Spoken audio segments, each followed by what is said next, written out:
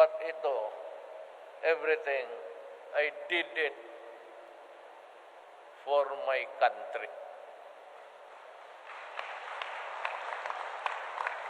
Hindi ako nakinabang dyan.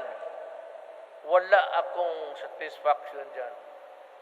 Hindi ako nagkaroon ng pera ni 5 sentimos dyan.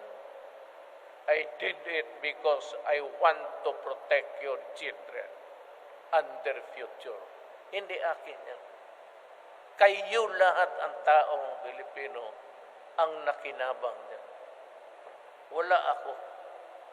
Ginawa ko lang ang trabaho ko. Kasi ayaw ko nga masira ang bayan ko.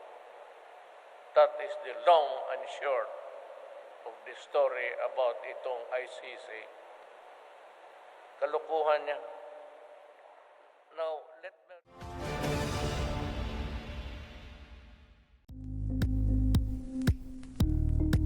Thank you for watching Politico TV. Please like and subscribe to our channel for more videos.